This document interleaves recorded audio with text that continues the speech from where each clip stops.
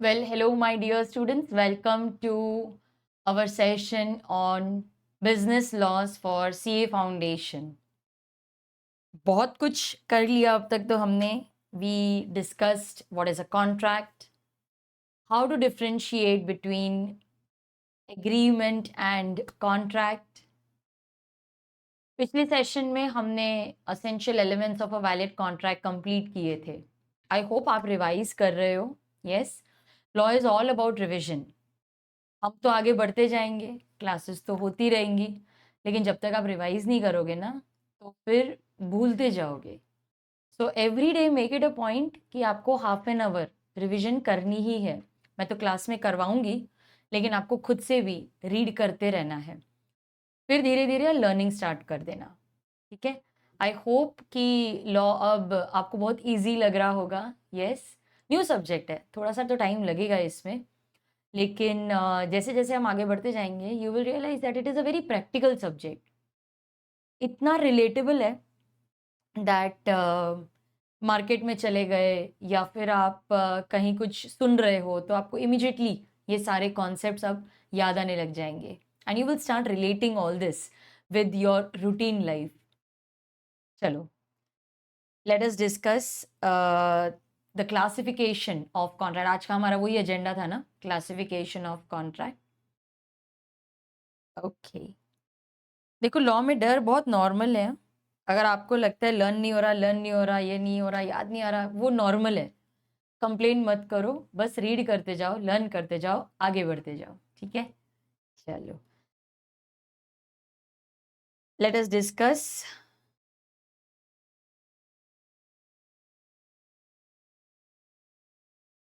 Yes, I will share that with you.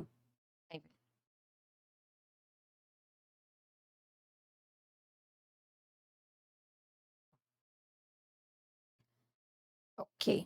चलो, essential elements revise कर लें. Students, आपको जो बुक मिली है that is the revised updated addition. आप अगर मॉड्यूल के साथ कंपेयर करोगे, everything is included in simple easy language. अगर आपके फ्रेंड्स परचेज करना चाहते हैं वो book, they can visit my website capreetyagarwal.com. Lectures में अभी भी एनरोल कर सकते हैं, दे स्टिल हैव टाइम. जो हो गया है उसकी रिकॉर्डिंग देख के they can join the live session. So do share it with your friends and they can enrol by visiting the website capreetyagarwal.com.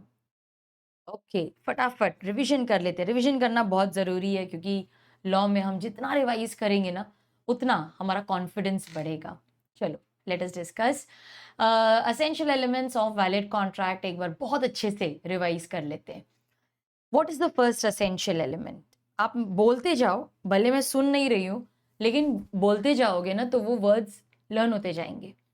So we need minimum two distinct मतलब different parties. So two different distinct parties are required to form a valid contract because you cannot enter into contract with yourself. आप खुद को कैसे offer दोगे ना. So you need minimum two parties. ये parties artificial, natural कोई भी हो सकती है. So आप और मैं लिविंग पर्सन से कॉन्ट्रैक्ट कर ही सकते हैं, लेकिन एक आर्टिफिशियल पर्सन जैसे कंपनी है वो भी कॉन्ट्रैक्ट कर सकती है. फिर प्रॉपर ऑफर होना चाहिए, एक्सेप्टेंस होना चाहिए. This offer acceptance must be properly communicated. Offer is the starting point of contract. तो कोई भी contract offer से ही शुरू होता है. Offer है, acceptance है, then we need enforceability. Enforceability means intention to sue, intention to file a case. If one party defaults, other party can take action. जितने भी बिजनेस या कमर्शियल एग्रीमेंट्स हैं वहां पर तो हम अज्यूम करके चलते हैं कि एनफोर्सिबिलिटी है, इसमें डिस्कस क्या करना है, ये तो अज्यूम करते हैं ना, मतलब मान के चलते हैं होगी. लेकिन जितने भी सोशल मतलब फ्रेंड्स के बीच, डोमेस्टिक मतलब फैमिली मेंबर्स के बीच, तो जितने भी सोशल या डोमेस्टिक एग्रीमेंट्स हैं वहां पर हमारा ऐसा कोई प्रिजम्पशन नहीं है. भाई तुम आपस में ही सुलझा लो, हम तो मान के चलेंगे that there is no enforceability. हाँ, आपको अलग से डालनी है, तो आप एग्री करके इंटेंशन दिखा के एनफोर्सिबिलिटी डाल सकते हो, बट बेसिकली हम तो अज्यूम करेंगे that there is no intention to create legal relation. Case मत करना, आप केस करने नहीं आ सकते, आपस में ही सुलझा लो। Then we discussed pre consent. अच्छा, यहाँ पे बैल्फोर वर्सेस बैल्फोर हमने डिस्कस किया था। Pre consent, section 13 defines consent and section 14 defines pre consent. Section 13 क्या बोलता है? That parties must agree upon the same thing in the same sense. Latin phrase is consensus ad idem. Consent is not free when it is caused by, मेरे साथ बोलो, coercion, section 15, undue influence, section 16, fraud, section 17, misrepresentation 18, and mistake 20. Coercion means there is some kind of threat or physical force to cause the other person to enter into a contract. Undue influence, section 16, there is some kind of moral or mental pressure. Keywords क्या है यहाँ पर? Moral or mental pressure between the parties whose relations are such that one person is in the position to dominate the will of the other person and he uses that position to obtain unfair advantage. Will का मतलब होता है wish या desire। तो हमने दूसरे party की will या desire को इन्फ्लुएंस कर दिया। वो पहले कॉन्ट्रैक्ट नहीं करने वाला था, फिर हमने उसको इन्फ्लुएंस करके कॉन्ट्रैक्ट करवा लिया। फ्रॉड, सेक्शन 17, 3 पार्ट्स हैं। There is false representation of fact made wilfully, जानबूझ के हमने झूठ बोला है, with the intention to cheat deceive the other party. Cheating करके उसके साथ कॉन्ट्रैक्ट करवा लो या चीटिंग करके पैसे लेके भाग जाओ, दिस इज फ्रॉड। मिसरिप्रेजेंटेशन में भी कुछ ऐसे ही होता है, there is false representation of facts but it is made innocently without any intention to cheat, to deceive the other party. हाँ, मैं मानती हूँ कि मैंने कुछ गलत बोला है, बट मेरा आपको चीट करने का कोई इंटेंशन नहीं था। मुझे पता ही नहीं था कि जो मैं बोल रही हूँ वो गलत है, मुझे तो लगा कि जो मैं बोल रही हूँ वो सच है, मैं इनोसेंट हूँ। That is nothing but misrepresentation. I believe it to be true. Mistake, Mistake means an erroneous belief concerning something. भाई कुछ समझने में गलती हो गई, कुछ समझने में गलती हो गई। Erroneous belief, belief मतलब खुद से ही समझ लेना। Erroneous belief concerning something. Capacity of parties. Both the parties must be capable of entering into a valid contract. कौन है capable? Section 11 बताता है, as per Section 11, only a major person above 18 or above, person of sound mind, rational है, sane है, normal है, he can take rational judgments. वो समझ सकता है कि ये मेरे फायदे के लिए कॉन्ट्रैक्ट है या नहीं है। Person who is not disqualified, only they are competent to contract. तो फिर कौन डिस्क्वालिफाइड है? Alien enemy, citizen of a country with whom we are at war, हम इनके साथ कॉन्ट्रैक्ट नहीं कर सकते, ये डिस्क्वालिफाइड है। Foreign sovereigns, ambassadors, king, queen, monarch, rulers, representative of foreign states, इनके पास इम्यूनिटी है, हम इन पे केस नहीं कर सकते। हाँ, सेंट्रल गवर्नमेंट का अप्रूवल लेकर कर सकते हो, बट इनके पास इम्यूनिटी है, इनकी पोजीशन ऐसी है कि हम इन पे केस नहीं कर सकते, तो फिर कॉन्ट्रैक्ट भी नहीं कर सकते। Convict insolvent, convict means a person who is in prison. अरे जब वो जेल में है तो कैसे कॉन्ट्रैक्ट करेगा? हाँ, जेल से बाहर आ गया तो फिर आप कॉन्ट्रैक्ट कर सकते हो, फिर तो वो परफॉर्म भी कर पाएगा। Then we have bankrupt insolvent person. अरे इसके साथ कॉन्ट्रैक्ट करके क्या फायदा, ये तो कॉन्ट्रैक्ट पूरा ही नहीं कर पाएगा, खुद ही बैंकरप्ट है, पैसे ही नहीं है इसके पास, तो इसके साथ कॉन्ट्रैक्ट करके क्या फायदा आपको? Lawful consideration is the next element. Consideration means something in return. Latin phrase quid pro quo. Both the parties must get something in return. And this consideration must be lawful, legal होनी चाहिए. जैसे drug, smuggling, bribe, ये सब नहीं होना चाहिए. Legal होनी चाहिए. जैसे टेबल सेल कर देना, राइस सेल कर देना, कोचिंग दे देना, ये सब लीगल है, तो ही वो वैलिड कॉन्ट्रैक्ट बनेगा. Object must be lawful. Object is the purpose for which the contract is entered. That purpose must be lawful. Agreement must not expressly be declared void. Void का मतलब होता है not enforceable by law. It is the opposite of valid. Valid मतलब enforceable by law. Void मतलब not enforceable by law. Void दो तरीके के होते हैं. एक है void ab initio, which is void right from the beginning, and then we have just void. Just void क्या होता है? Contract was valid when entered, but later on, due to certain circumstances, it cannot be enforced. It becomes void. तो जब enter किया था तब तो valid था, बाद में कुछ ऐसे सर्कमस्टांसेस आ गए, कॉन्ट्रैक्ट वॉइड हो गया. Void ab initio is void right from the beginning. जैसे माइनर के साथ कॉन्ट्रैक्ट करना, स्मगलिंग, ड्रग डीलिंग, किलिंग का कॉन्ट्रैक्ट करना, ये शुरू से ही वॉइड है. Void ab initio. लेकिन जस्ट वॉइड में the contract was valid when we had entered, but बाद में कुछ ऐसे सर्कमस्टांस हो गए, जैसे ये केस में बैन लग गया ऑन एक्सपोर्ट ऑफ अनियंस. अब तो एक्सपोर्ट नहीं कर सकते ना.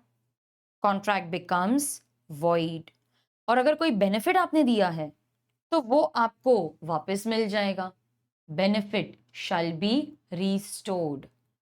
रेस्टिट्यूशन का जो लॉ है कॉन्ट्रैक्ट एक्ट में, रिस्टोरेशन ऑफ बेनिफिट के जो प्रोविजंस हैं, they are covered in section 65. Section 65, restoration of benefit under a void contract. Restoration of benefit under void contract. Section 65. फिर हमने पढ़ा था कि आपका जो एग्रीमेंट है वो एक्सप्रेसली वॉइड नहीं होना चाहिए. मतलब लॉ में एक छोटी सी लिस्ट है कि ये एक्सप्रेसली वॉइड है, आपका कॉन्ट्रैक्ट वैसा नहीं होना चाहिए. Agreements in restraint of marriage, trade, wagering, they are all expressly void. ये void है, आप कर ही नहीं सकते ये contracts. Next essential element is that the meaning must be certain. Section 29, very very important for exam. Section 29, meaning certain होना चाहिए. मतलब जो भी words हैं, टर्म्स हैं जो आपने यूज किए हैं कॉन्ट्रैक्ट में, वो सर्टेन होने चाहिए, डेफिनेट होने चाहिए, वेग, एम्बिगुअस नहीं होने चाहिए.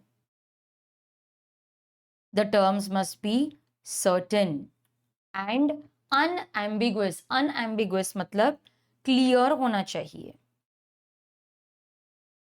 एम्बिगुअस का मतलब होता है अनक्लियर या फिर कंफ्यूजिंग.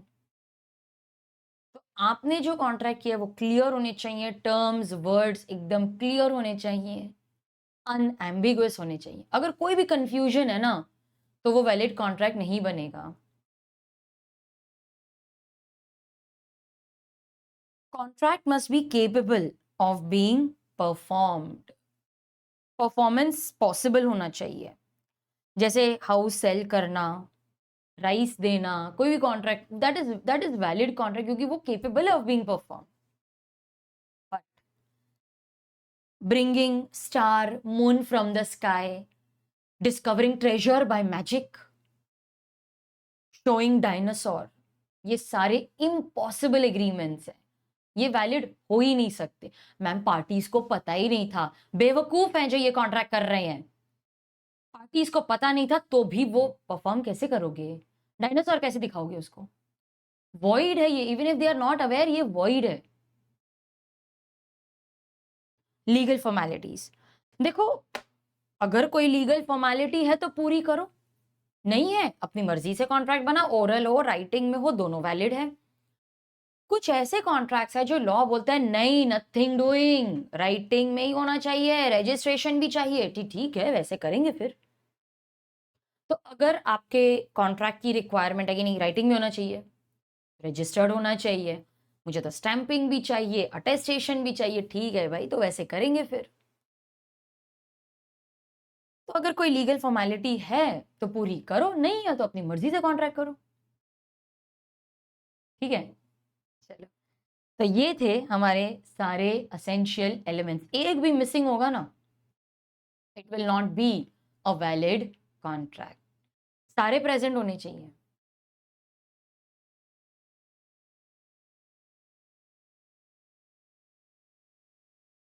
चलो, आज हम डिस्कस करेंगे क्लासिफिकेशन ऑफ कॉन्ट्रैक्ट, ठीक है, classification of contract. Now, contracts are classified on the basis of validity, on the basis of formation, and on the basis of performance. On the basis of validity, they are classified as void contract, voidable contract, illegal agreement, valid contract, and unenforceable contract. According to formation, they are express, implied, tacit, quasi, or e-contracts. And on the basis of performance, they are classified as executed और unilateral contract, executory और bilateral. लेकिन यहाँ पर ना थोड़ा सा हम बाद में चेंज करेंगे, उसको मैंने यहाँ पे क्लासिफाई किया। I just make correction in the book also. यहाँ पर उसका ना मैंने मॉड्यूल के हिसाब से किया, मैं तो नहीं एग्री करती इसको, but I will tell you why. मैंने मॉड्यूल के हिसाब से ये किया तो है, बट मुझे 100% I don't agree with this, ठीक है। तो एग्जीक्यूटरी में we will have unilateral and bilateral, ठीक है। तो टेक्स्ट बुक में ना आप भी चेंज कर लो, वैसे मैं अभी कर दूंगी, तो आपके पास जो कॉपी आएगी उसमें अपडेट होके ही आएगा। ये जो एग्जीक्यूटरी है ना, इसको नीचे ले आओ,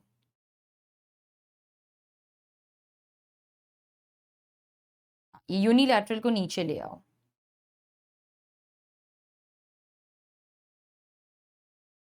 ओके।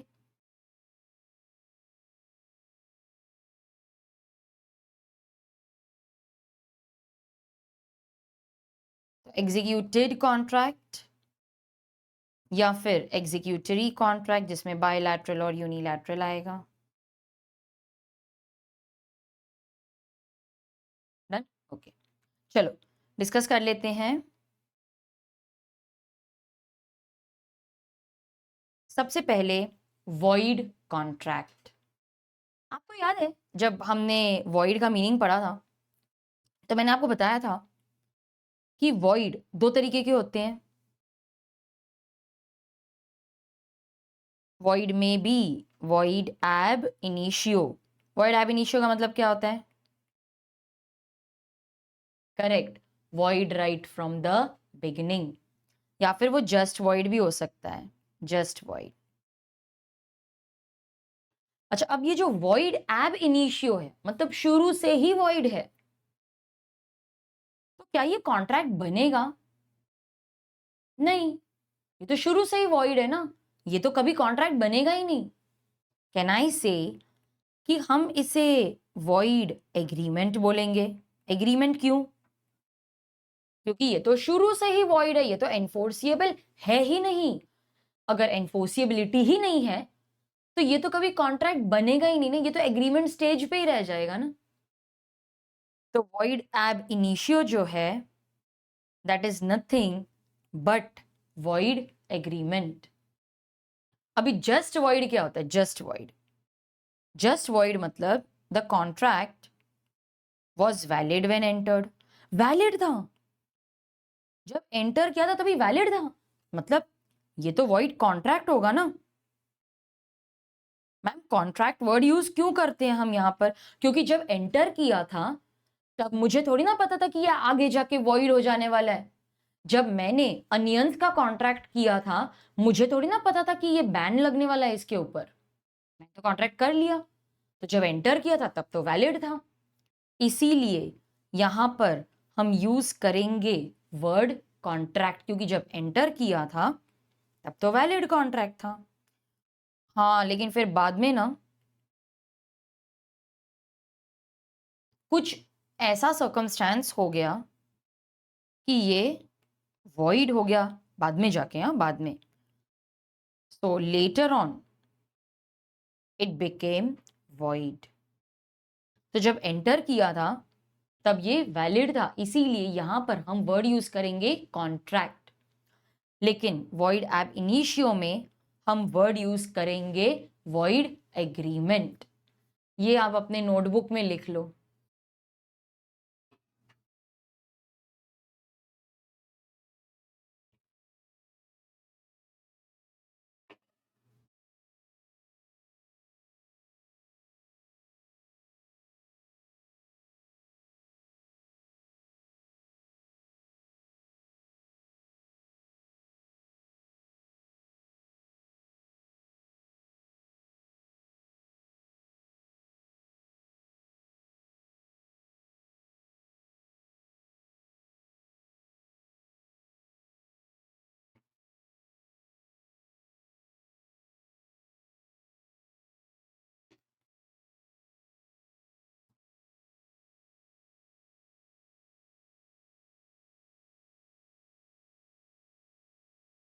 लिखा?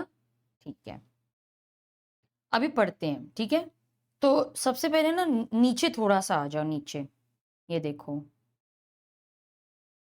वॉइड एग्रीमेंट दिया है ना हमने, सेक्शन 2 क्लॉज जी में इसको डिफाइन किया है। ये सेक्शन नंबर्स कैसे लर्न करने हैं ये सब मैं बताऊंगी, ये यूनिट कंप्लीट हो जाएगा ना 1A, तब मैं बताऊंगी आपको सेक्शन क्या होता है, सब सेक्शन क्या होता है, क्लॉज क्या होता है, स्टोरी ये करेंगे। पहले वर्ड्स तो समझ लो इसका मीनिंग क्या होता है।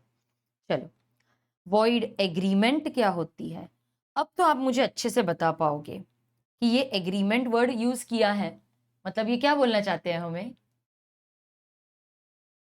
Yes, you have identified it correctly. They are trying to say this is nothing but void ab initio, ये void ab initio की बात हो रही है। This is void ab initio। अच्छा, हमने एग्जाम्पल्स कौन से किए थे उसमें, एग्जाम्पल्स कौन से किए थे याद है आपको? मैंने एग्जाम्पल्स करवाए थे ना आपको void ab initio में। एक तो माइनर वाला एग्जाम्पल था, फिर एक किलिंग स्मगलिंग ये वाला एग्जाम्पल था ना, वही सेम है यहाँ पर। तो void एग्रीमेंट में क्या आएगा? void agreement, agreements which are unenforceable, इसको अंडरलाइन करो। They are unenforceable or they are void right from the beginning, that is void ab initio। इन्हें हम बोलेंगे void agreement, क्योंकि enforceability है ही नहीं ना। They are unenforceable, अगर enforceability नहीं है मतलब ये कॉन्ट्रैक्ट बना ही नहीं कभी। void agreement अंडरलाइन करो, does not give rise to any legal consequence। इसका क्या मतलब होगा आप लिखो वहां पर, does not give rise to any legal consequence का क्या मीनिंग है? मतलब it is not enforceable, that is party cannot file a case। ठीक है, it does not give rise to any legal consequence का क्या मतलब है? लीगल कॉन्सिक्वेंस मतलब आप केस कर ही नहीं सकते, इस पे केस होगा ही नहीं। Void right from the beginning है, लॉ बोलते हैं मेरे पास आओ ही मत, शुरू से ही वॉइड है ये तो। It is not enforceable, party can not file a case, it is अनएनफोर्सिएबल right from the beginning. ये एक ही पॉइंट है, बस उसको वो लोग बार बार अलग अलग तरीके से लिख रहे हैं। void agreement never matures into a contract, ये कभी कॉन्ट्रैक्ट बनेगा ही नहीं। Okay, it is void right from the beginning, it will never mature into a contract।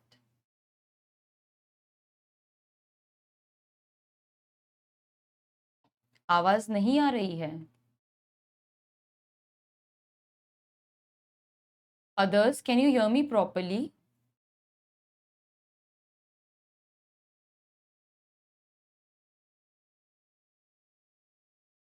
Others, क्या आवाज बराबर आ रही है आपको?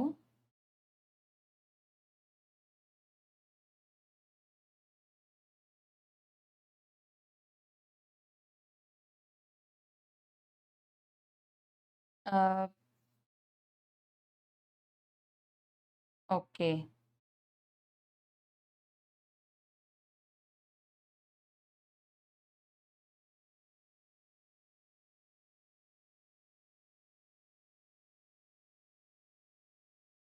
क्लियर है ना आवाज?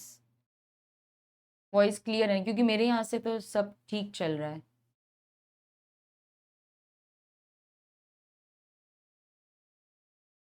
Okay.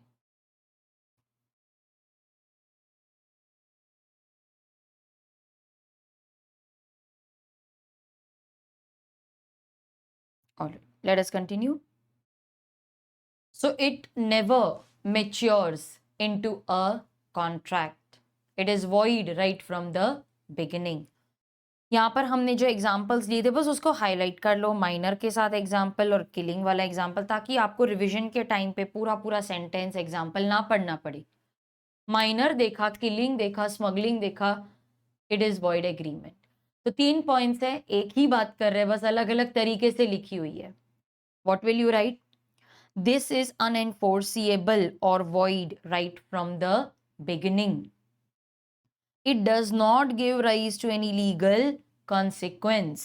It is unenforceable right from the beginning.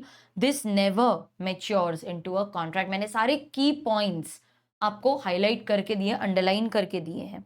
जब भी आप लर्न करने बैठोगे तो आप यही बोलोगे, void agreement, they are unenforceable, they are void right from the beginning, void ab initio, it does not give rise to any legal consequence, they are unenforceable right from the beginning, void contract never matures into a contract. So they are unenforceable, they are void right from the beginning. It will not give rise to any legal consequence. It is unenforceable right from the beginning. It never matures into a contract.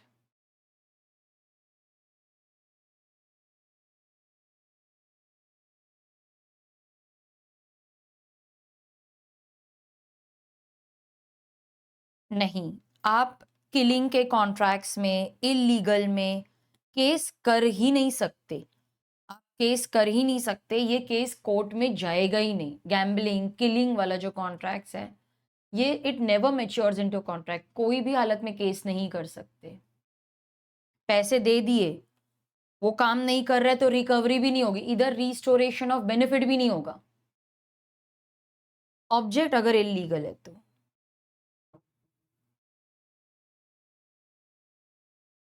लेकिन मैंने आपको बताया था ना, जैसे वो void ab initio, मतलब horse वाला एग्जांपल, हॉर्स डाइज, उसमें रिस्टोरेशन होगा, अभी नहीं। वॉइड कॉन्ट्रैक्ट क्या होता है? कॉन्ट्रैक्ट वर्ड यूज किया है, कॉन्ट्रैक्ट वर्ड यूज किया है मतलब it was valid when entered.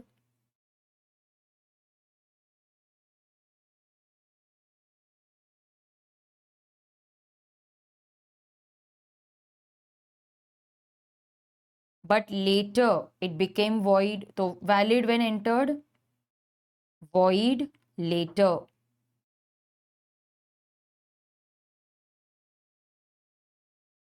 Okay तो कॉन्ट्रैक्ट मतलब ये शुरू में एक वैलिड कॉन्ट्रैक्ट था. अब void का मतलब क्या होता है? The word void means it is not enforceable by law. ठीक है, it is not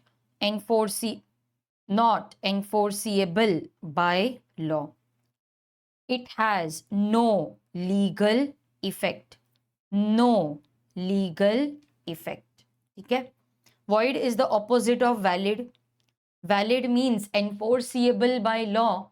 Void means not enforceable by law.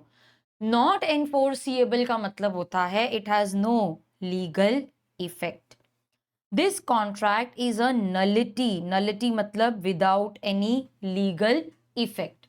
It is as if, ये इसका मीनिंग देखो लिखा है. nullity मतलब क्या?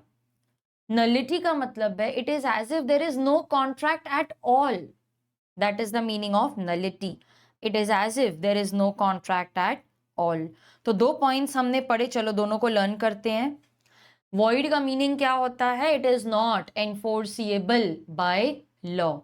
It is as if there is no legal effect. Void is a nullity. Nullity मतलब it is as if there is no contract at all. फिर से बोलेंगे. Void means it is not enforceable by law. It is a contract which has no legal effect.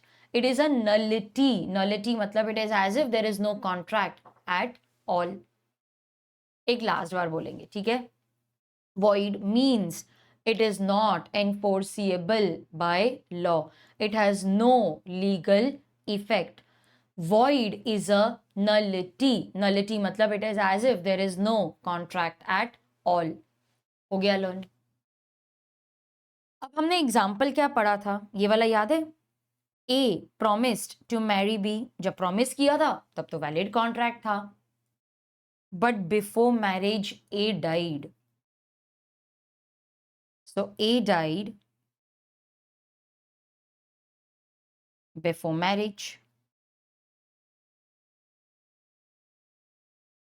A died ना, तो अब तो marriage हो ही नहीं पाएगी. Then later on the contract becomes void. Enter किया था तब तो सब ठीक था, it was valid when entered. But later on due to certain circumstances अब contract नहीं कर पा रहे, contract becomes void. अब ये एग्जाम्पल को अपने दिमाग में रखो और डेफिनेशन पढ़ो. Section 2 clause J. Again I repeat myself, I will give you a story. इसीलिए मैं अभी इस पे कुछ नहीं करी, मैं पूरी स्टोरी दूंगी to learn this. Section 2 clause J defines void contract as, अब ये एग्जाम्पल ध्यान में रखो. ये वाला valid when entered, later on it becomes void due to certain circumstances, ये ध्यान में रख के डेफिनेशन पढ़ो तभी समझेगी. void contract को लॉ में कैसे डिफाइन किया है ये लर्न करना है हमें. अ कॉन्ट्रैक्ट, एक फ्रंट स्लैश डालो वहां पर. अ कॉन्ट्रैक्ट, ठीक है, ये डेफिनेशन का फर्स्ट पार्ट है. A contract which ceases to be enforceable by law. cease का मतलब है stops. अ कॉन्ट्रैक्ट, ठीक है, which ceases to be enforceable by law becomes void.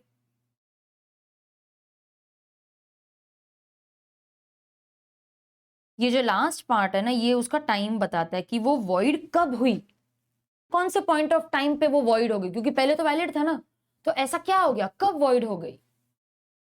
when it ceases to be enforceable. अब इसको समझेंगे, चलो अब मैंने इसको ब्रेक कर दिया, अब इसको समझेंगे. अ कॉन्ट्रैक्ट, अ कॉन्ट्रैक्ट, ठीक है, अ कॉन्ट्रैक्ट ये रहा, which ceases to be enforceable by law, ये which ceases to be enforceable by law. Okay, a contract मतलब contract word use किया है, it was valid when entered.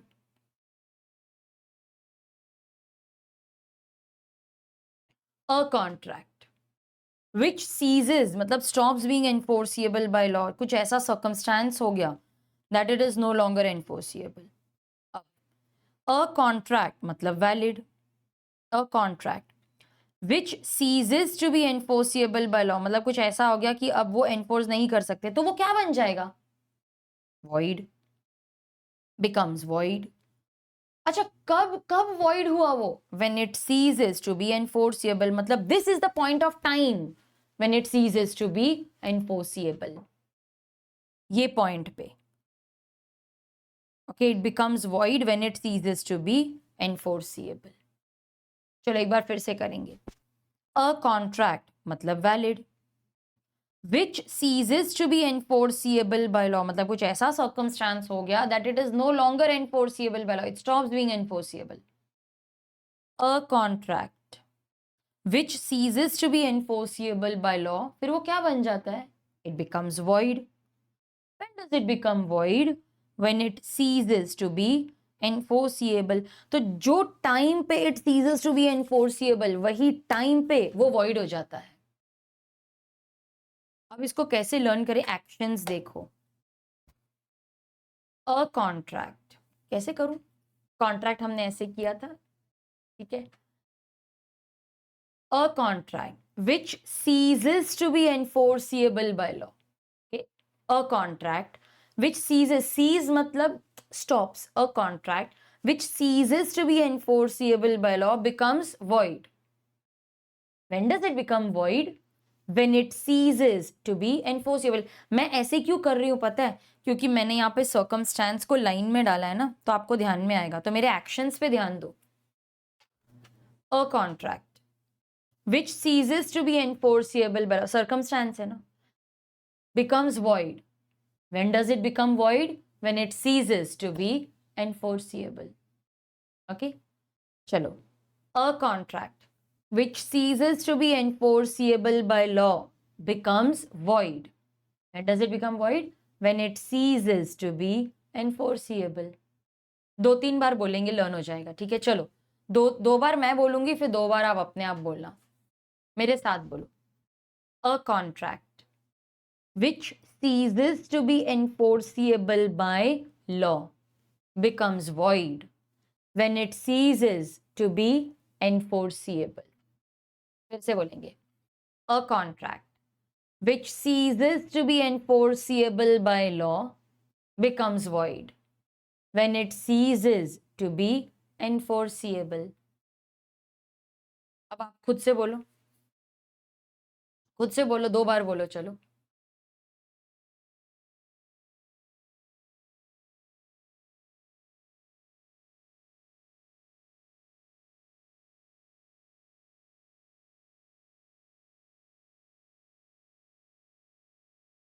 अब 2 बार मेरे साथ बोलो. अब बिना देखे बोलेंगे, ठीक है. A contract which ceases to be enforceable by law becomes void when it ceases to be enforceable. फिर से. A contract which ceases to be enforceable by law becomes void when it ceases to be enforceable. हो गया ना learn? चलो. This definition implies that a void contract is valid when entered, but subsequently मतलब later, it becomes void due to certain reasons, certain circumstances. Reasons या फिर circumstances. Okay, it is valid when entered, but subsequently मतलब later it becomes void due to certain circumstances.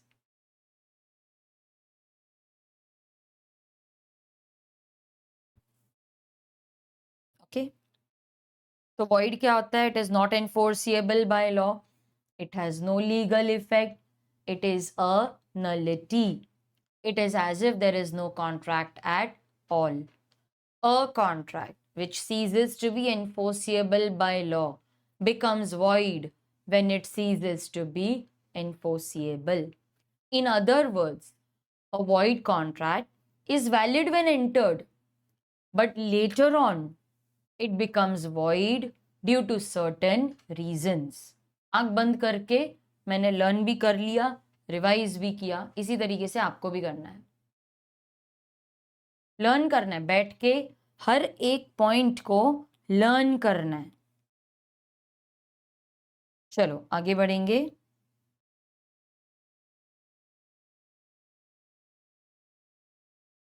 ये तो हमने पढ़ लिया section 65। अब इसको हाईलाइट करेंगे और इंपॉर्टेंट मार्क करो। Section 65, when a contract becomes void, जब कॉन्ट्रैक्ट वॉइड हो जाता है, then the party who received any benefit shall restore the benefit to the party from whom he received it। ये मैंने आपको लास्ट टाइम भी explain कर दिया था कि मैंने जिससे बेनिफिट लिया है मुझे उसको ये बेनिफिट लौटा देना है, रीस्टोर करना है। To restore means to refund, return, मुझे उसको वापस देना पड़ेगा। तो जैसे ये केस में हमारे एक्सपोर्ट वाले में हमने एडवांस लिया था, अभी एक्सपोर्ट तो कर ही नहीं सकते, तो वो एडवांस रिटर्न करना पड़ेगा। मैंने ये भी बताया था कि वो सिंगर है, ही फॉल्स इल, अब गाना नहीं गा सकता ना, तो जो एडवांस आपने लिया था वो लौटाना पड़ेगा। सेक्शन 65 वॉइड कॉन्ट्रैक्ट के बारे में बात करता है, restoration of benefit in case of void contract, क्योंकि आगे जाके मैं आपको 64 भी बताने वाली हूँ, वो भी रिस्टोरेशन से ही रिलेटेड है। तो हमको ये याद रखना है सेक्शन 65 किसके बारे में बात करता है।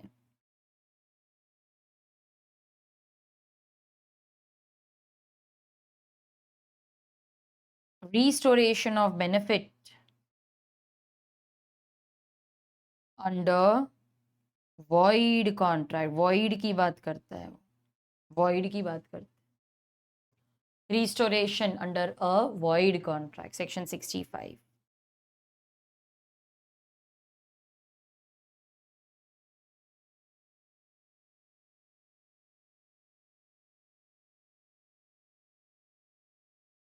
वॉइड एग्रीमेंट भी हमने पढ़ लिया। अब आ जाते हैं एक बहुत ही बहुत ही बहुत ही इंपॉर्टेंट कॉन्सेप्ट की तरफ, वॉइडेबल कॉन्ट्रैक्ट।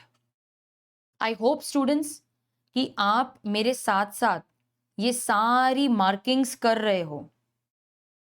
आपको अपनी बुक ब्लैंक नहीं रखनी है, जो मैं लिख रही हूं मेरे साथ साथ लिखना है आपको।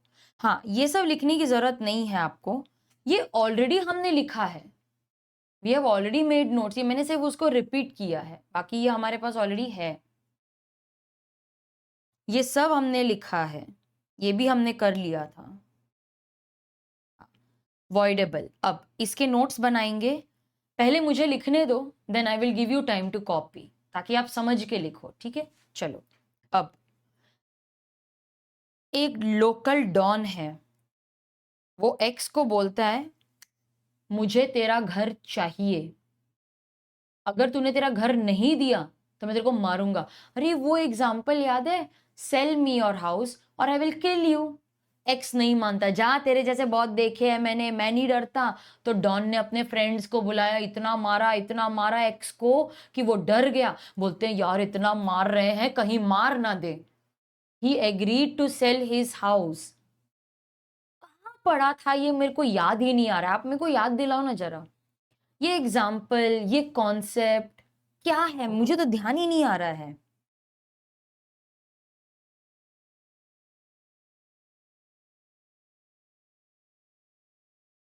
क्या हो रहा है इस केस में, मुझे कीवर्ड्स भी लिख के दोगे तो बहुत अच्छा हो जाएगा, मुझे कीवर्ड्स भी बताओ।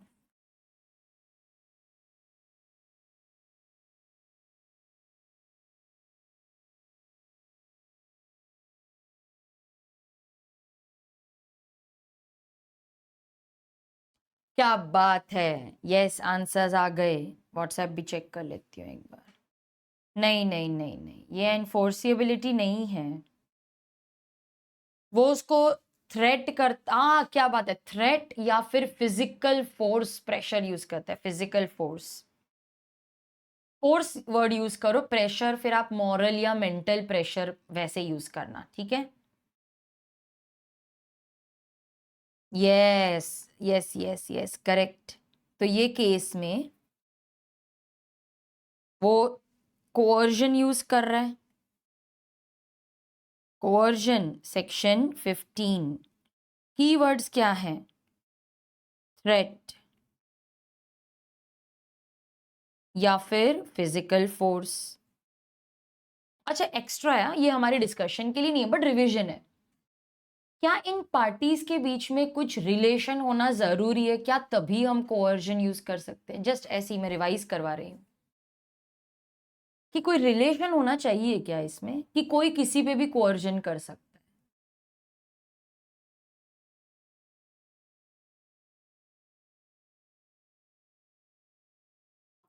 कोई रिलेशन की जरूरत नहीं है। यस कोई रिलेशन की जरूरत नहीं है। अनड्यू इन्फ्लुएंस में रिलेशन होना चाहिए, ब्लड नहीं, कुछ तो ऐसा रिलेशन की one person can dominate the other. लेकिन कोअर्जन में तो कोई रिलेशन की भी जरूरत नहीं है, कोई भी किसी पे भी कोअर्जन कर सकता है। Very good, correct. अच्छा अब मुझे बताओ, ठीक है, ये वाले एग्जाम्पल में आपने करेक्टली बताया कि ये कोअर्जन है। अब मुझे बताओ दुखी पार्टी कौन है? दुखी पार्टी, दुखी party also known as aggrieved party. मैं आपको स्पेलिंग लिखवाऊंगी, पहले मेरे को दुखी पार्टी बताओ कौन है दुखी पार्टी।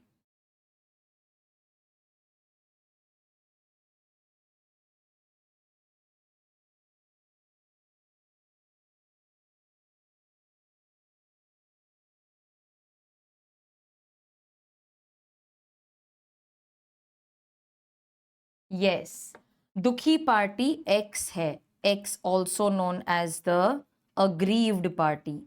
अग्रीव्ड मतलब दुखी पार्टी।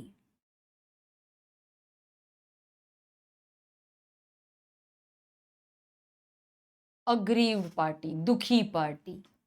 दुखी पार्टी के पास ना दो ऑप्शंस हैं, keep quiet, treat the contract as valid. चुप रहो, घर गया तो गया, जान तो बची। Keep quiet, treat the contract as valid. घर गया तो गया, जान तो बची। या फिर दूसरा ऑप्शन क्या है? अरे ये मैंने क्या किया, मैंने डर के मारे इसको घर बेच दिया। एक्स सोचता है मुझे तो पुलिस स्टेशन जाना चाहिए था, मुझे तो केस करना चाहिए था, मैं ऐसे कैसे डर गया। अब भी मेरे पास टाइम है। He can go to the court, he can get the contract cancelled. Cancellation का एक बेटर वर्ड है rescind the contract, okay, he can rescind the contract। rescind को हम एक और वर्ड से जानते हैं, repudiation, ठीक है, या repudiate लिखती हूं, repudiate, rescind, इनका मीनिंग है cancel.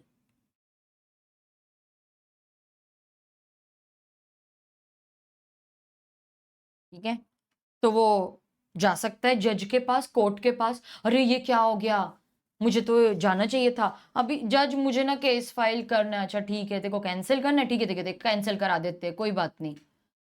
He can go to the court, he can get the contract cancelled, या फिर रिसिंडेड बोलते हैं उसे, रिसिंड, रेप्यूडिएट। ये इतना खुश, इसका कॉन्ट्रैक्ट कैंसिल हो गया, मतलब इसको अपना घर मिल गया। He can get the contract cancelled, rescinded. So he will get the house. ये प्रूव करेगा मेरे पे कोअर्जन यूज हुई थी, मैंने अपनी मर्जी से नहीं किया है, तब मैं डर गया था, अब मुझे केस फाइल करना है। He will get his house back। अब डॉन ने ना कंसिडरेशन तो दिखाना पड़ता है ना आपको वैलिड कॉन्ट्रैक्ट के लिए। डॉन ने ऐसे ही नेमसेक उसको 2 लाख रुपए दिए थे, अरे कुछ तो दिखाना पड़ेगा ना कि मैंने कंसिडरेशन दी थी तभी वैलिड कॉन्ट्रैक्ट होगा। अब एक्स गया कोर्ट में, उसने प्रूव किया कि मेरे पे कोअर्जन यूज हुआ था, उसको अपना घर तो वापस मिल गया। मेरा सवाल है वो 1 लाख 2 लाख का क्या करे, वो भी रख सकता है क्या? Can he keep the 2 lakh कि उसको रिटर्न करना पड़ेगा वो? आपको क्या लगता है?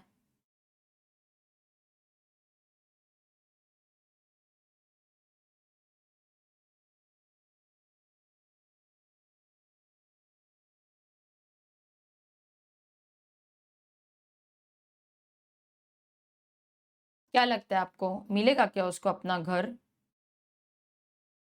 हाँ, घर तो मिल जाएगा और पैसे वो रिटर्न करने पड़ेंगे। ऐसा नहीं है घर भी रख लो पैसे भी रख लो, ऐसा नहीं चलेगा।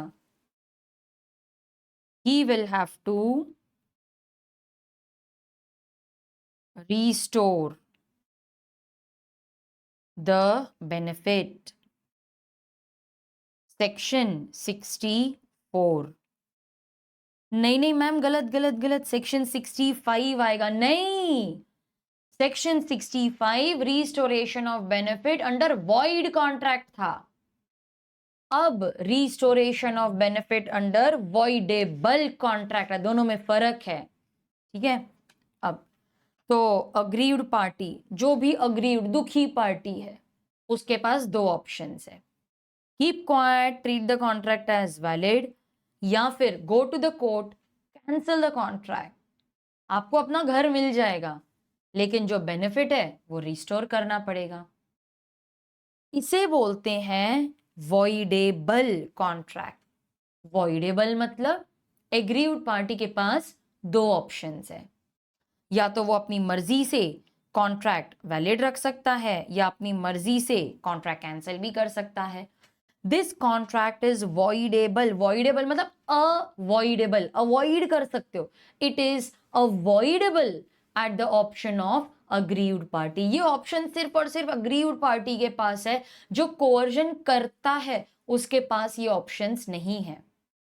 अग्रीव पार्टी ही डिसाइड करेगा कि मुझे ये कॉन्ट्रैक्ट वैलिड रखना है, चुपचाप बैठना है, या फिर मुझे ये कैंसिल करवा के अपनी चीज वापस लेनी है। Such contract where option is available to the aggrieve party, they are known as voidable contracts. 2-3 extra points मैंने आपको बताई थी, मैं वो भी लिख लेती हूँ, फिर आप ये नोटबुक में लिखना ना, मैं बताऊंगी कैसे लिखना है। ठीक है, ये एक्स्ट्रा पॉइंट्स क्या है? Points to be noted. ये सब आपके नोट्स में दिया हुआ है, लेकिन हम अपनी हैंडराइटिंग में लिखेंगे तो लर्न हो जाएगा। Contract remains valid till rescinded। मतलब अरे जब तक तुम कैंसल करने का डिसीजन नहीं ले लेते तब तक तो ये कॉन्ट्रैक्ट वैलिड ही रहेगा ना। आपने तो घर बेच दिया, 2 लाख रुपए ले लिए, आपने ये कॉन्ट्रैक्ट तो एंटर किया, भले आपका कंसेंट फ्री नहीं था, कॉन्ट्रैक्ट तो किया ना आपने, घर दे दिया, पैसे तो ले लिए। फिर आपको लगा अरे यार ये मैंने क्या किया, मुझे तो कैंसिल करना चाहिए था, बाद में कैंसिल कर लेना। लेकिन जब तक कैंसिल नहीं कर लेते तब तक तो कॉन्ट्रैक्ट वैलिड ही रहेगा ना।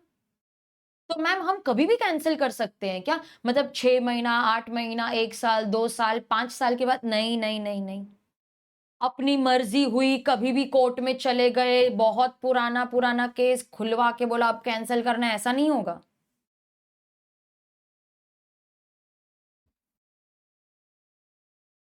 Contract must be rescinded within a reasonable time। Ma'am reasonable क्या होता है? अरे लॉ में उसको डिफाइन ही नहीं किया है। Reasonable word is not defined in law, it depends on the facts and circumstances of the case. आपको नहीं पता क्या रीजनेबल है, वो फैक्ट्स एंड सर्कमस्टांसेस पे ही डिपेंड करेगा। ठीक है, तो contract must be rescinded within a reasonable time. Options are available.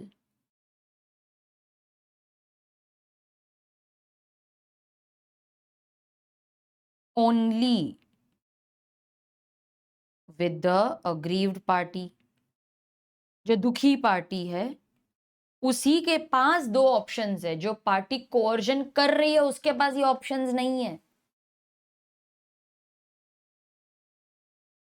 Okay. Benefit shall be restored. ये कहां पर लिखा है? सेक्शन 64. ठीक है. तो जब तक कॉन्ट्रैक्ट कैंसिल नहीं हो जाता तब तक वैलिड रहेगा. रिसेंडेड का मतलब होता है cancelled. Cancellation must be within a reasonable time. Options are available only with the aggrieved party and the benefit shall be restored. ठीक है. अब गाइज आप ना अपनी मर्जी से कॉन्ट्रैक्ट को वॉइडेबल नहीं मान सकते कि मुझे लगता है ये तो वॉइडेबल है. नहीं नहीं. वॉइडेबल आप तभी सिलेक्ट करोगे जब वो लॉ में दिया है कि ये वॉइडेबल है. तो लॉ में लिखा है ये वॉइडेबल है तभी आप उसे वॉइडेबल मानोगे. अपनी मर्जी से वॉइडेबल सिलेक्ट नहीं करोगे. आप अपनी मर्जी से सिर्फ वैलिड या वॉइड में ही खेलोगे. वॉइडेबल आप तभी लोगे जब लॉ में क्लियरली लिखा है ये वॉइडेबल है. ठीक है. अब लॉ बोलता है in case of consent obtained by. ठीक है. अगर मेरा consent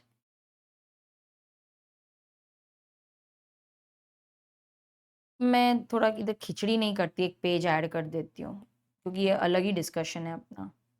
I will give you time to copy. पहले समझ लो. ठीक है. Contracts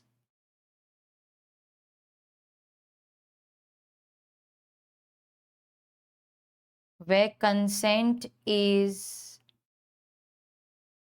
obtained by coercion,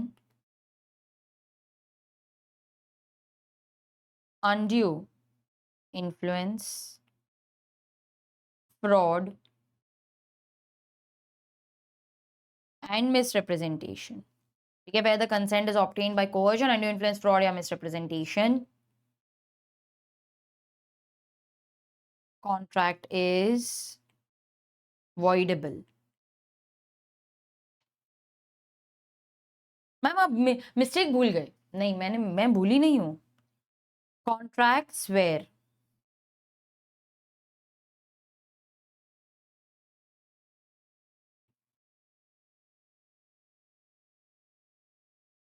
consent is obtained by mistake.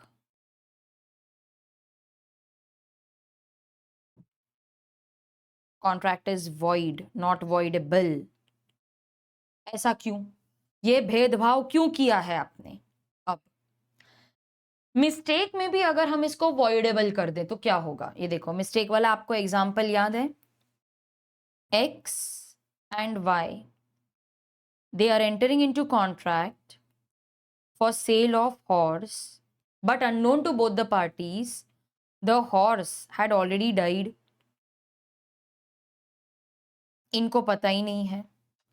अब अगर ये लोग अड़ जाए, नहीं मैम आपने बाकी लोगों को वॉइडेबल किया हमें भी करो.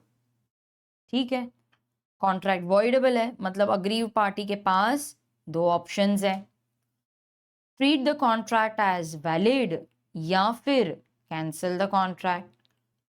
क्या ये कॉन्ट्रैक्ट को हम वैलिड कर सकते हैं? हॉर्स तो मर चुका है. आप इसको वैलिड रख के कैसे परफॉर्म करोगे? हॉर्स तो दे ही नहीं पाओगे. तो ये ऑप्शन तो है ही नहीं. The only option is to cancel the contract. और अगर मैंने कॉन्ट्रैक्ट कैंसिल कर दिया तो वो वॉइड हो जाता है ना. फिर परफॉर्म नहीं कर सकते. हॉर्स तो मरा हुआ है. कैसे सप्लाई करोगे? कैसे परफॉर्म करके दोगे? हॉर्स तो है ही नहीं. दैट इज वाई बाकी सब अगर वॉइडेबल है तो भी मिस्टेक वॉइड है, क्योंकि कुछ कर ही नहीं सकते ना हम। मैम आपने बोला था ना बायलैटरल, तो क्या ये वही बायलैटरल है? Yes, bilateral mistake is void. Bi मतलब दोनों की गलती। एक और एग्जांपल हमने किया था, अगर आपको याद होगा, X is the owner of 3 horses. मैंने ऐसे लिखा था एक्चुअली वो example, X is the owner of 3 horses, लेकिन वाई के दिमाग में है that X owns only 2 horses. X is the owner of 3 horses, लेकिन वाई को क्या लगता है कि ये सिर्फ 2 ही हॉर्स का ओनर है। वो बोलता है I want to buy all your horses. अब जब डिलीवरी का टाइम आएगा ये 3 देगा, और वो बोलता है नहीं नहीं मेरे को तो 2 ही चाहिए। अब अगर हम अड़ जाएं, नहीं मैम ये भी आप वॉइडेबल करो, तो एग्री पार्टी के पास 2 ऑप्शंस हैं, या तो वो कॉन्ट्रैक्ट वैलिड करेगा या कैंसिल कर देगा। क्या ये कॉन्ट्रैक्ट वैलिड हो सकता है? इसको 3 देने हैं, ये बोलते हैं नहीं मेरे को तो 2 ही चाहिए। ये कॉन्ट्रैक्ट कभी वैलिड हो ही नहीं सकता। मैम एक डाउट है, व्हाट इफ वाई सेज चल ठीक है यार 3 दे दे, चल कितने तेरे पास 3 है, चल दे दे दे दे, तो वो वैलिड कर सकता है ना। या फिर एक्स बोलेगा अच्छा 2 ही चाहिए, ठीक है इसको साइड में रख, ये 2 ले जा। नहीं मैं वो बात नहीं करी, वो अलग कॉन्ट्रैक्ट होगा, वो अलग होगा। आपका कॉन्ट्रैक्ट क्या था? I want to buy all your horses. All मतलब क्या है? इसके पास 3 थे तो इसको 3 ही लेने चाहिए, लेकिन इसको गलती से लगा कि उसके पास सिर्फ 2 है, तो ये तो कॉन्ट्रैक्ट वॉइड ही है। अगर आप बोलते नहीं मैम इन्होंने ना सेटलमेंट कर दी, तेरे को 2 चाहिए ना, चल तू 2 ले जा, धंधा नहीं जाना चाहिए, बिजनेस नहीं जाना चाहिए, वो अलग कॉन्ट्रैक्ट होगा, नया कॉन्ट्रैक्ट होगा, ये नहीं। यहां पर तो भाई हमको 2 ही चाहिए, ये बोल रहे नहीं तुम 3 रखो, कॉन्ट्रैक्ट वैलिड नहीं हो सकता। The only option is to cancel the contract, और एक बार कैंसिल कर दिया तो वो वॉइड हो जाएगा। इसीलिए मिस्टेक वॉइड है जबकि बाकी सब वॉइडेबल हैं। ठीक है, अब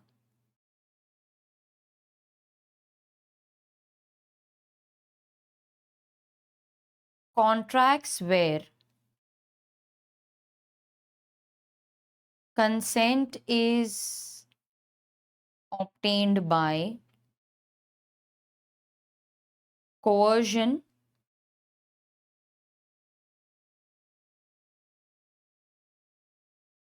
fraud,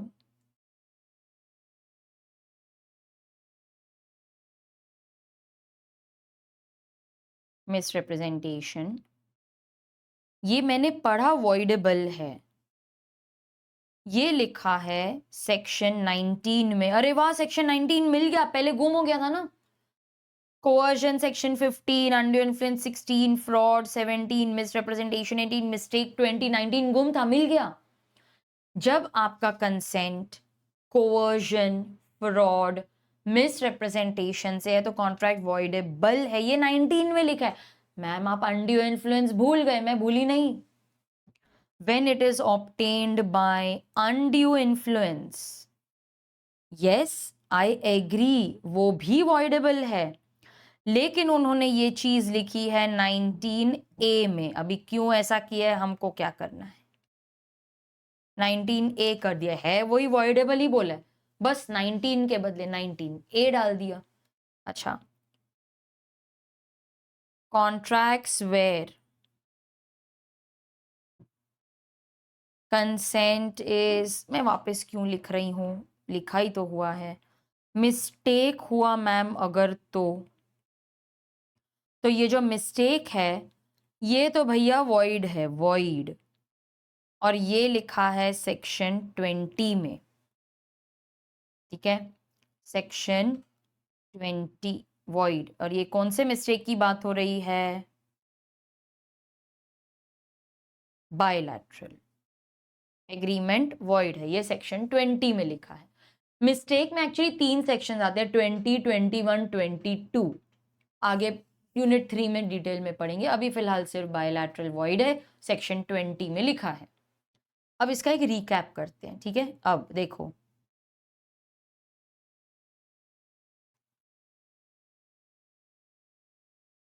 अग्रीव पार्टी के पास 2 ऑप्शंस हैं, keep quiet, treat the contract as valid, या फिर cancel the contract, repudiate. Benefit shall be restored, section 64। जब तक कॉन्ट्रैक्ट कैंसिल नहीं कर देते तब तक वो वैलिड ही रहता है। Cancellation, rescission must be within a reasonable time. Reasonable क्या है, वो लॉ में डिफाइन ही नहीं किया है। It depends on the facts and circumstances of the case. These options are available only and only with the aggrieved party। सामने वाली party के पास ऐसी ऑप्शंस नहीं है। बेनिफिट रिस्टोर करना है, section 64। Only where the consent is obtained by coercion, undue influence, fraud, misrepresentation, contract voidable होता है, mistake void होता है। ये लिखा है सेक्शन 19, 19A और सेक्शन 20 में, ठीक है। क्यों होता है वो भी मैंने आपको बता दिया। इसके बाद लास्ट में एक आप नोट लिखोगे, restoration of benefit under void contract is section 65। voidable contract section 64। ये याद रखना, ओके। चलो अब हम लिखना शुरू करेंगे,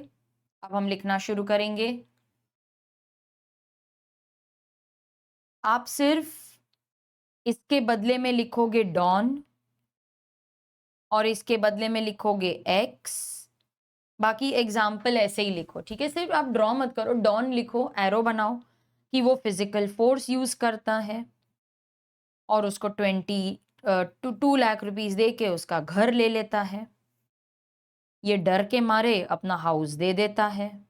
एरो ऐसे बनाओ, ठीक है। बाकी वैसे ही लिखो जैसे मैंने लिखा है। एग्रीव पार्टी से दो एरो बनाओ, पॉइंट्स टू बी नोटेड लिखो, सब ऐसे का ऐसे ही लिखो, नोटबुक में लिखो। चलो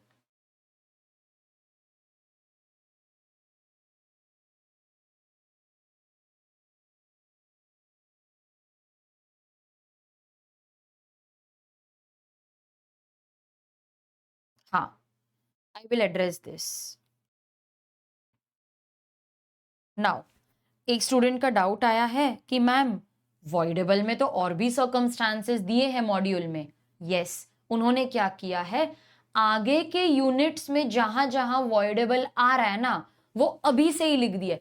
अरे लेकिन हमने वो कॉन्सेप्ट ही नहीं पढ़ा है ना अभी तक, तो मैं तो वो अभी नहीं बताऊंगी आपको, जैसे आएगा वैसे बताऊंगी। लेकिन हम क्या करेंगे पता है, वैसे तो मैंने आपको बताया दैट वॉइडेबल तभी होगा जब एक्ट में लिखा है, एक्ट बोलता है तो वॉइडेबल है। अब मुझे कैसे याद रहेगा ना ये सब एग्जाम के लिए, तो मैंने आपको पता है लास्ट पेज छुड़वाया था, मैंने सेकेंड लास्ट भी छुड़वाया है ना। सेकेंड लास्ट पेज पे we will now make a list of voidable contracts, ठीक है।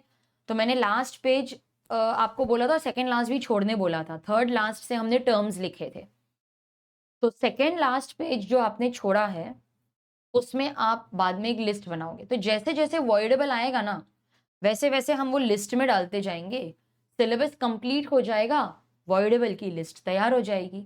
आपको जो आपके स्टडी मटेरियल आईसीआई के मॉड्यूल में वॉइडेबल्स दिख रहे हैं ना, वो आगे के यूनिट्स के कॉन्सेप्ट हैं, वो हमें अभी नहीं करने हैं, हमको नहीं समझ में आएगा वो अभी, ठीक है। ये लिखो चलो।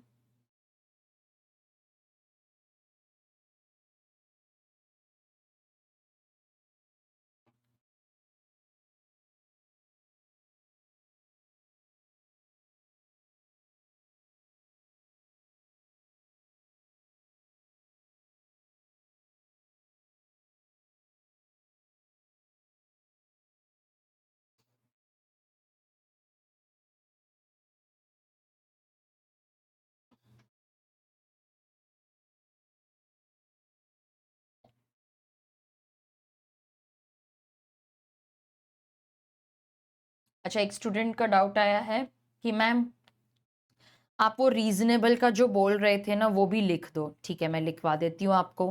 पहले ये लिखो, फिर मैं आपको रीजनेबल का भी लिखवा देती हूँ। ऑल्दो मेरे बुक में आगे वो प्रिंटेड है रीजनेबल का क्या मीनिंग है, बट यहाँ पर वर्ड यूज किया तो वो भी लिख लेंगे। इधर ही लिख दूं क्या?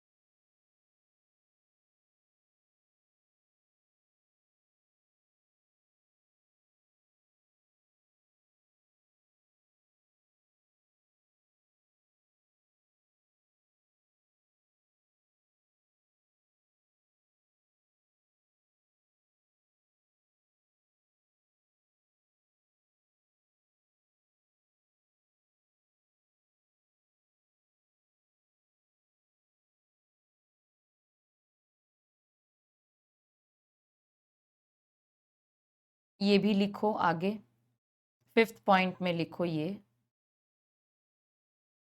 एग्जाम्पल्स लिखने की जरूरत नहीं है, वो तो सिर्फ हमारे अंडरस्टैंडिंग के लिए है। No need to write the example.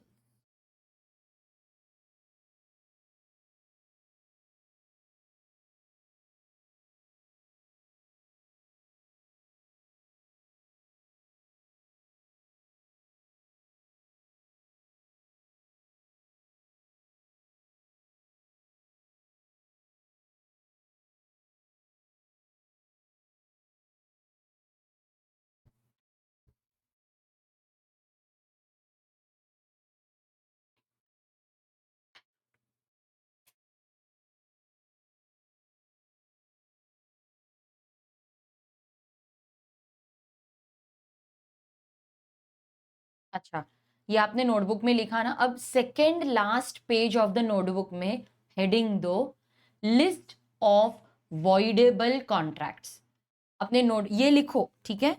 फिर नोटबुक के सेकेंड लास्ट पेज पे हेडिंग दो, लिस्ट ऑफ वॉइडेबल कॉन्ट्रैक्ट्स। वहां पर भी सेम चीज लिखो और ऐसे ही लिखना, रिपीट करो, लिखो। चलो वहां पे भी उधर नंबर 1 देना, क्योंकि ये फर्स्ट है ना, वो लिस्ट का फर्स्ट है ना ये। इधर ये फिफ्थ पॉइंट है, वहां पे 1 लिखना। लिखो चलो।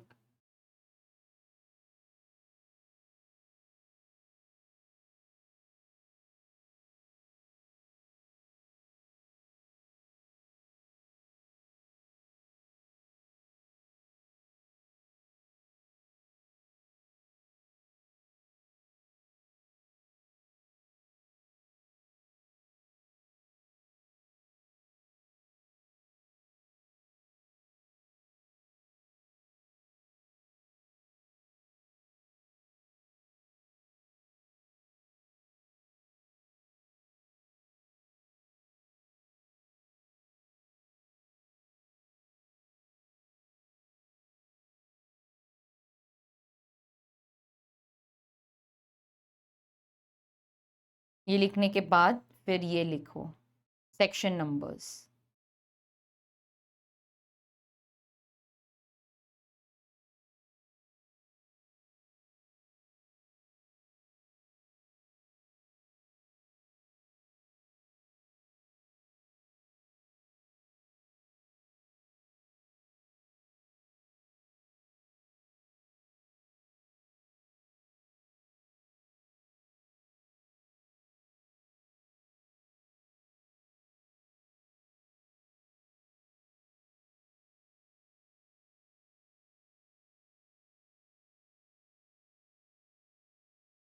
ये आपको सेकंड लास्ट पेज पे लिखने की ज़रूरत नहीं है, ये पहले ही लिखो, ये अपने नोटबुक के आगे में ही लिखो पेजेस पे।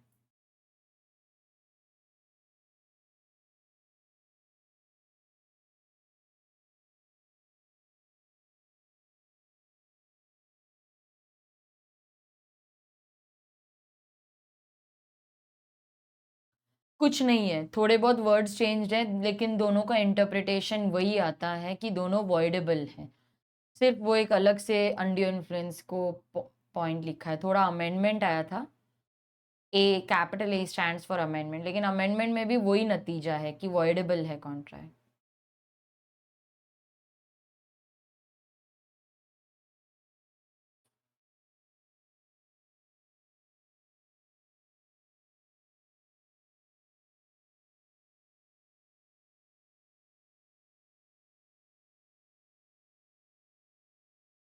ये लिखने के बाद ये लिखना restoration of benefit under void contract and voidable contract.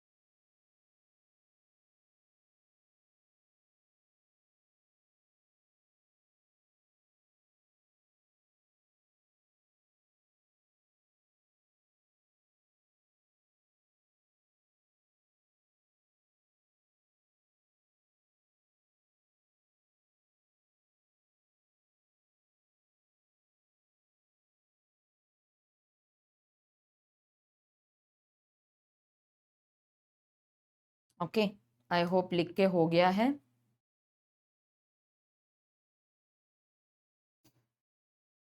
तो ये चीज़ आपको बाद में लिस्ट में भी लिखनी है। सेकंड लास्ट पेज पे एक लिस्ट बनानी है, लिस्ट ऑफ वॉइडेबल कॉन्ट्रैक्ट्स। वहाँ पे लिस्ट में इसको लिखना है, जैसे जैसे वॉइडेबल आएगा हम वो लिस्ट में ऐड करते जाएंगे। ओके, ठीक है। So that was voidable. एक बार टेक्स्ट बुक में से उसको रीड कर लेते हैं। एन एग्रीमेंट, फ्रंट स्लैश डालो, an agreement which is enforceable by law, an agreement which is enforceable by law at the option of one party but not at the option of other is a voidable contract. An agreement, ये first part है, which is enforceable by law at the option of one party but not at the option of the other. ये other मतलब कौन से party की बात कर रहे हैं वो? It is enforceable at the option of one party but not at the option of other.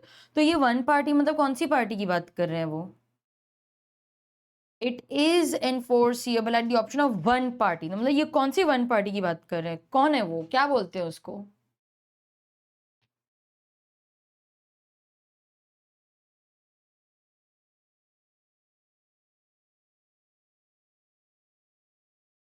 ये वन पार्टी मतलब कौन सी पार्टी की बात करें? अग्रीव्ड पार्टी की बात करें। सही जवाब लिखो वहां पर।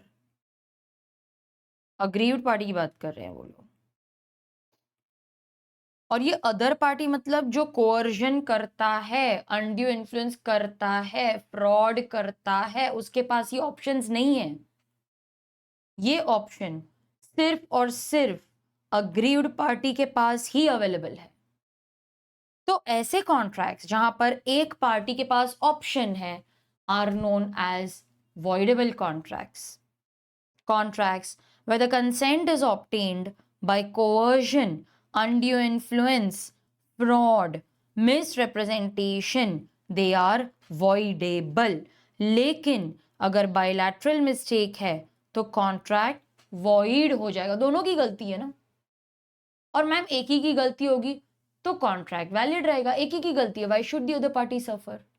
तो यूनिलैटरल में जनरली कॉन्ट्रैक्ट वैलिड रहता है। बायलैटरल दोनों की गलती है तो वॉइड हो जाता है।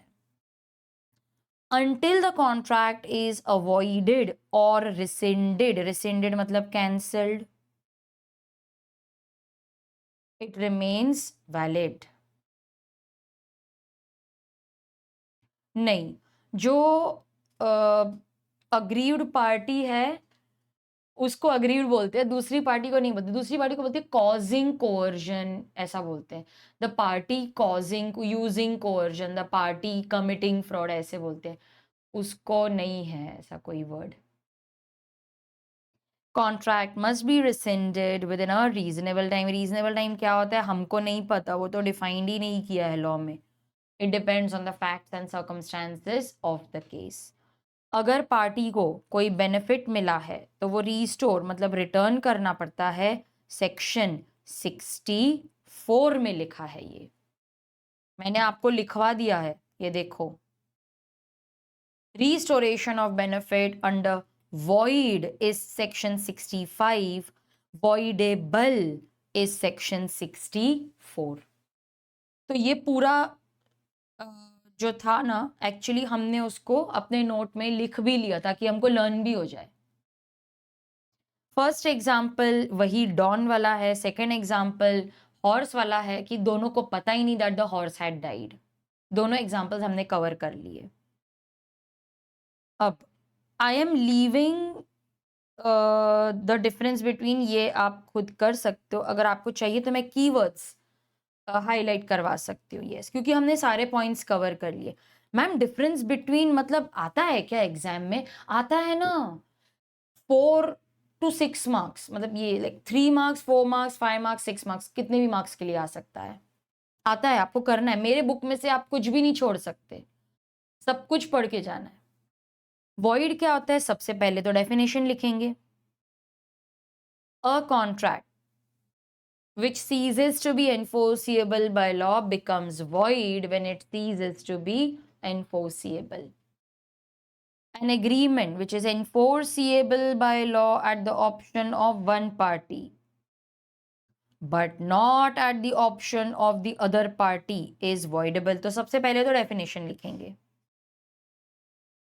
void जो है, it is valid when entered into, but subsequently it becomes void. Subsequently मतलब later. Subsequently मतलब later it becomes void due to certain circumstances. या फिर कभी कभार तो वो void ab initio भी रहता है। लेकिन voidable जो है, it is voidable. voidable मतलब it is avoidable. avoid कर सकते हो आप। It is avoidable at the option of the aggrieved party. Contract remains valid till rescinded. rescinded मतलब till cancelled.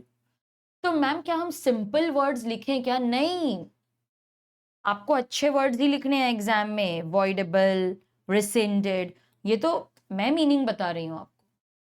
सिंपल वर्ड्स मत लिख के आना please. Contract is अनएनफोर्सिएबल in the court of law, क्योंकि वो वॉइड है ना, वो तो एनफोर्सिबिलिटी लाता ही नहीं है कभी। लेकिन वॉइडेबल है, it can be enforced if the aggrieved party elects to carry out the contract, मतलब if the aggrieved party treats the contract as valid। तो अगर पार्टी चाहे अग्रीव्ड पार्टी, तो वो चुप रह के कॉन्ट्रैक्ट वैलिड भी कर सकती है ना, जाने दे यार, घर गया तो क्या, जान तो बची, वो वैलिड भी रख सकती है। लेकिन वॉइड तो कभी वैलिड माना ही नहीं जा सकता। void does not grant any right to the party, does not grant any right to the party। लेकिन voidable में अगर पार्टी रिसेंड करना चाहे तो बेनिफिट मस्ट बी रीस्टोर्ड। ये कौन से सेक्शन में आएगा जल्दी बताओ, क्या लिखूं मैं यहाँ पे सेक्शन नंबर?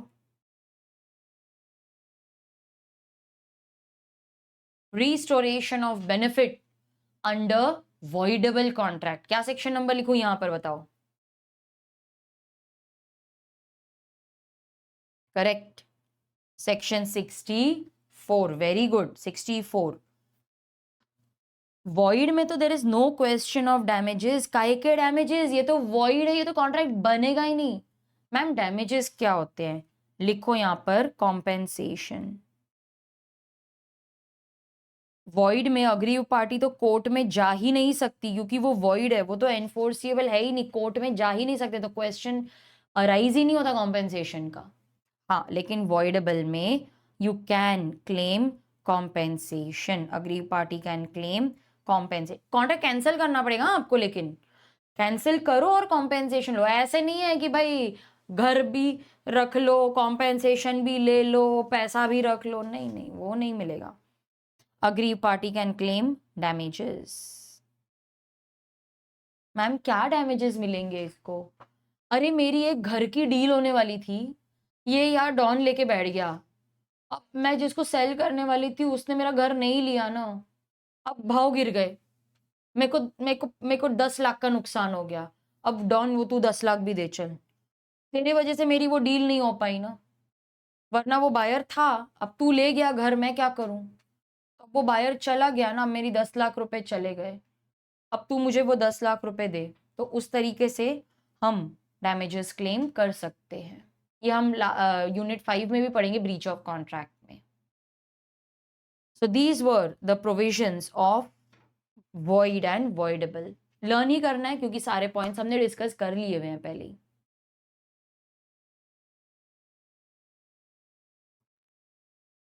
एक और कॉन्ट्रैक्ट करेंगे फिर रुकेंगे। इलीगल मैं नेक्स्ट क्लास में करवाऊंगी आपको, क्योंकि वो बहुत वास्ट है। वैलिड कॉन्ट्रैक्ट हम इसमें क्या डिस्कस करना, अरे क्लासिफिकेशन है ना, लेकिन वैलिड मतलब क्या होता है? एनफोर्सिएबल है। All the essential elements of a valid contract are present। Simple. Valid मतलब क्या होता है? एनफोर्सिएबल है। All essential elements of a valid contract are present। एक लास्ट कर लें, एक लास्ट आप रुकोगे मुझे पता है। अनएनफोर्सिएबल कॉन्ट्रैक्ट, अनएनफोर्सिएबल, अरे ये वैसे वैलिड है, बट इसमें ना वो लीगल फॉर्मेलिटी थी ना, वो मैं भूल गई, तो फॉर द टाइम बीइंग, मतलब टेम्पररीली कॉन्ट्रैक्ट अनएनफोर्सिएबल है। अच्छा मेरे को बताओ, मुझे अगर इमूवेबल प्रॉपर्टी बेचनी है तो ओरल एग्रीमेंट चलेगा क्या? जल्दी लिख के बताओ, ओरल एग्रीमेंट चलेगा?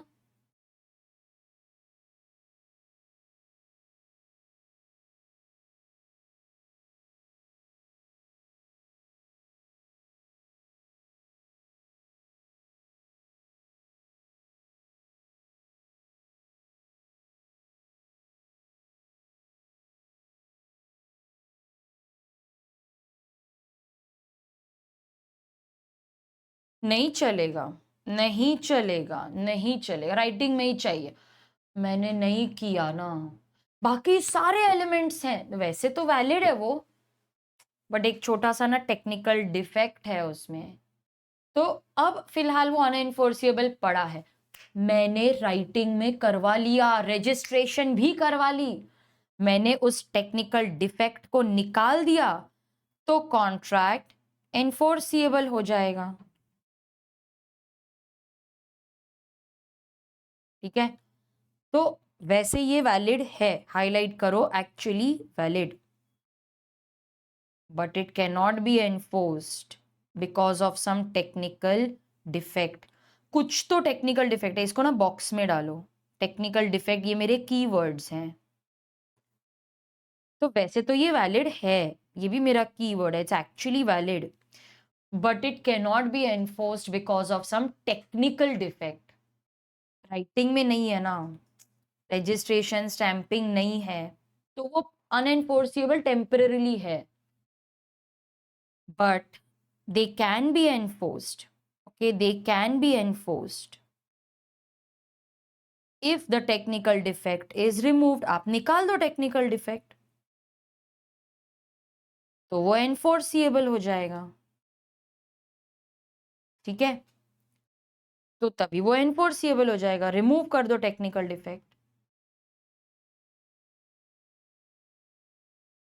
तो मैंने इसका एक छोटा सा रिप्रेजेंटेशन कर दिया यहाँ पर। एक्चुअली तो वैलिड है ये, बट थोड़ा सा ना टेक्निकल डिफेक्ट है इसमें, इसीलिए अनएनफोर्सेबल बैठा हुआ है।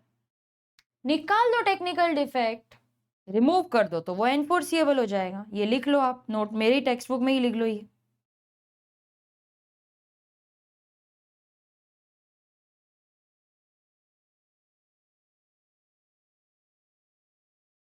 चलो एक रिकैप कर लें, आज क्या पढ़ा हमने। आज हमने क्लासिफिकेशन स्टार्ट किया ना। सबसे पहले क्या पढ़ा हमने, वॉइड कॉन्ट्रैक्ट और वॉइड एग्रीमेंट। वॉइड कॉन्ट्रैक्ट मतलब contract which was valid when entered, later it became void. Contract which ceases to be enforceable by law becomes void when it ceases to be enforceable. तो वैसे तो valid था, बाद में void हो गया। void agreement क्या पढ़ा हमने, ये void ab initio है, agreement मतलब void ab initio है। फिर हमने डिस्कस किया voidable क्या होता है। अग्रीव्ड पार्टी के पास दो ऑप्शंस है, keep quiet, treat the contract as valid, चुप रहे, वैलिड रहने दे इसको, या फिर जा कोर्ट में कैंसिल करवा ले, प्रूव कर तेरे पे कोवर्जन यूज हुआ था, कैंसिल करवा ले, जो बेनिफिट था वो तेरे को वापस मिल जाएगा, सॉरी वो तेरे को रिटर्न करना पड़ेगा। घर मिल गया, घर मिल गया, 2 लाख रिटर्न करने पड़ेंगे। कॉन्ट्रैक्ट रिमेन्स वैलिड टिल रिसेंडेड, जब तक कैंसिल नहीं कर लोगे तब तक वैलिड ही चलता रहेगा। लेकिन रिसिशन मतलब cancellation, rescission must be within a reasonable time. What is reasonable, वो तो लॉ में डिफाइंड ही नहीं है। It depends on facts and circumstances of the case. Options are available only with the aggrieved party. Benefit shall be restored, अगर X को अपना घर वापस मिल जाता है तो जो 2 लाख रुपए डॉन ने ना कंसिडरेशन दिखाने के लिए दिए थे वो रिटर्न करने पड़ेंगे। कॉन्ट्रैक्ट वॉइडेबल है in coercion, undue influence, fraud, misrepresentation, mistake is void. मैंने बता दिया क्यों। ये सब 19 और 19A में लिखा है और मिस्टेक 20 में कवर्ड है। Restoration of benefit void contract 65 है, वॉइडेबल 64 है। वैलिड कॉन्ट्रैक्ट मतलब all the essential elements are present. Unenforceable मतलब वैसे तो ये वैलिड है, कुछ छोटा सा टेक्निकल डिफेक्ट है इसीलिए अनएनफोर्सिएबल बैठा है। टेक्निकल डिफेक्ट निकाल दो तो वो एनफोर्सिएबल हो जाएगा। यस, बार्ड बाय लिमिटेशन जो है ना, ये हम बाद में पढ़ेंगे जब हम कंसीडरेशन चैप्टर में आएंगे। ठीक है, we will discuss what is barred by limitation, क्योंकि उसके लिए हम पढ़ेंगे लॉ ऑफ लिमिटेशन। धीरे धीरे आएगा वो, यूनिट 2 में I will cover that in detail consideration में, अभी नहीं। ठीक है, चलो स्टूडेंट्स आज के लिए बस इतना ही। हाँ अभी सुन लो मेरी बात, अगले सेशन में रिवाइज करके आना, मैं पूछूंगी आपको क्वेश्चंस। वॉइड, वॉइडेबल, अनएनफोर्सिएबल, ये सब अच्छे से लर्न करके आना। एक एक सेंटेंस मुझे लर्न चाहिए, मैं पूछूंगी आपसे। ठीक है, हर एक सेंटेंस लर्न करके रखना। ऑलराइट, चलो आज के लिए बस इतना ही, एंड अगले सेशन में हम क्लासिफिकेशन ही कंटिन्यू करेंगे। कोई भी डाउट है students, please feel free to ask me, I will solve all your doubts. Read करते रहो, रोज लॉ को रीड करना है आपको और लर्न भी करना है फिर। ठीक है, हो जाएगा, बस इसी तरीके से रेगुलरली क्लास अटेंड करो and keep learning every day. हर दिन आधा घंटा लॉ के लिए आपको निकालना ही है। क्लास है वो तो ठीक है, क्लास के बाद भी सोने से पहले या सुबह उठते ही लॉ पढ़ के ही आपको सोना है, या उठते ही आपको फिर पढ़ाई बाकी सब्जेक्ट्स ही स्टार्ट करने से पहले लॉ आधा घंटा तो पढ़ना है, डेली करना है टिल द एग्जाम। ठीक है, हो जाएगा बहुत अच्छे से, बहुत अच्छे से नोट्स भी हमारे बन रहे हैं। 1 टाइम का एफर्ट है ये, और आप देखना कैसे आपको ये सब एग्जाम में याद आता है। रेफरेंस देते रहो कि नोटबुक पे ये पेज पे मैंने नोट लिखा है, टेक्स्ट बुक में लिखो, वरना आप भूल जाओगे कि नोट्स बनाए हैं आपने, नोटबुक भी देखनी है। ओके, चलो ये कंप्लीट करेंगे हम in the next lecture. I will see you there.